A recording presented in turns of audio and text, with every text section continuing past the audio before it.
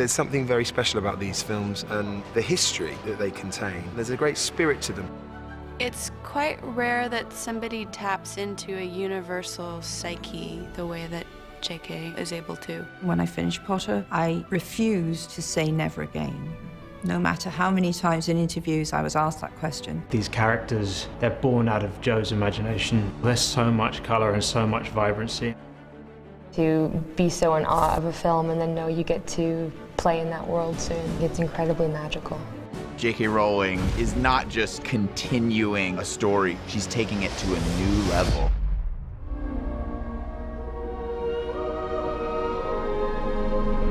Are you going somewhere? No, we're going somewhere. Jeez. It's just been a pleasure to come back and breathe life into the character again. When we finished the first film, I thought, what a gift that we'll get to return to this world. But it still felt like a whole new experience because they've brought in these new, wonderful actors that really take the story in a different direction. It's more layered, it's more complex, there are more character strands developing. There's a rumor that Newt Scamander is headed to Paris.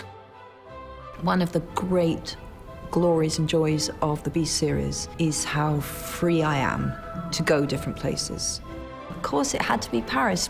Paris is like the perfect tapestry for Joe to really start showing this other world. There's going to be more magic. There's more magical environments. And I think you can tell when you watch the movies, we really build this stuff. And we've got new beasts, as well as revisiting our favourite Bowtruckle and Niffler. Obviously, the Niffler's back. The Niffler's had babies. There's now an entire family of seed stealers. Then you have a Kelpie, who's an underwater creature, so I've been learning to dive in order to film with said Kelpie. The Zulu is described in Chinese mythology. Gigantic elephant-sized cat, 5-coloured. There's the Maledictus. Slowly over time, they are turning into a creature and they can't stop it. Credence has formed a powerful emotional connection with her. Her name is Nagini. These movies have given me the chance to tell a story that I knew all along. Part of the pleasure of this is obviously connecting back to Harry Potter. One of my favourite things about the new film is the beginning of the exploration into Newt and Dumbledore's relationship. If you'd ever had the pleasure to teach him, you'd know Newt is not a great follower of orders. He's not the fully formed, aged Dumbledore that we all got to see in the Harry Potter films. If you know this story from having read the Potter books, you will know that Dumbledore and Grindelwald were incredibly close. Dumbledore says he was gathering followers and I didn't challenge him. So why didn't he?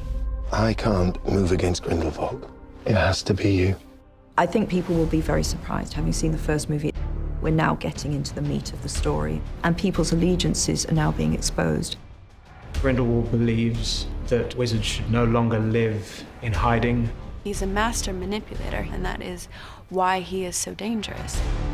The stakes of good versus evil are getting more and more extreme. The world is splitting, and it's quite fun because you can decide which camp you're in. Which of these characters will hear his siren call? The time's coming, Newt.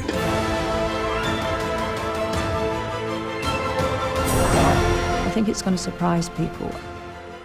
Things are becoming much more dark and complicated. The last one feels like an adventure. This is a thriller. It's like a ride, like you get to the end and you're like, whoa, what just happened? It's not like anything we've done before.